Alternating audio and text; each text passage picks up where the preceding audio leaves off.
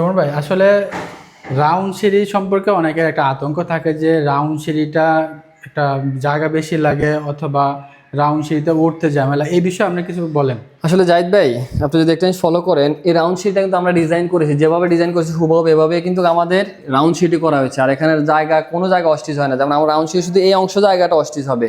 আর এখানে খুবই সুন্দর একটি রেলিং। আর আরেকটা বিষয় হলো, রাউন্ড শিট আমরা কেন দিই, একটা ডুপ্লেক্স বাড়ি যদি আপনি রাউন্ড সিঁড়ি না করেন তাহলে রাউন্ড বিল্ডিং এর সৌন্দর্য হয় না, আর ডুপ্লেক্স বাড়ির সৌন্দর্যটা থাকে না। এই কারণে আসলে আমরা রাউন্ড সিঁড়ি ব্যবহার করি। আর এখন যেহেতু আসলে সবাই একটু সৌন্দর্য চায়, রাউন্ড সিঁড়িটা বেস্ট অপশন। তবে আরেকটা বিষয় প্রশ্ন থাকে যে রাউন্ড সিঁড়িতে নাকি উঠতে কষ্ট হয়, সেক্ষেত্রে এই প্রশ্নের উত্তর যাই আপনি তো আসলে উঠতেছেন, আমি তো উঠতেছি, এখন আমার কাছে একদম ইজি লাগতেছে, স্মুথ লাগতেছে। আমি নর্মাল সিঁড়িতে যেভাবে উঠি, এই সিঁড়িটা আমার জন্য একদম স্মুথ লাগতেছে, আমি উঠতেছি সুন্দরভাবে, আমার কোনো হচ্ছে না। তো আসলে এটা ভাই মানুষের ভুল ধারণা। যারা অনেকে ঠিকাদার আছে যারা রাউন্ড সিঁড়ি করতে পারে না, তবে রাউন্ড সিঁড়ি বলতেছে যে আমরা রাউন্ড সিঁড়ি ঝামেলা হবে, জায়গা অস্টিচ করবে না, জায়গা আসলে অস্টিচ করবে না। রাউন্ড সিঁড়ি আসলে বেস্ট অপশন এবং বেস্ট সৌন্দর্য।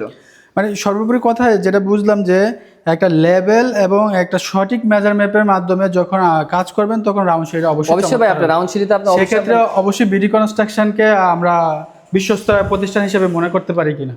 অবশ্যই ভাই, আমি চেষ্টা করি আমরা ডিজাইনের পাশাপাশি আসলে এই কাজগুলো মনিটরিং করা। একটা কাজ কিন্তু এভাবে সৌন্দর্য হয় না, কারণ আমাদের মনিটরিং এর পাশাপাশি এই কাজটি সৌন্দর্য হয়েছে।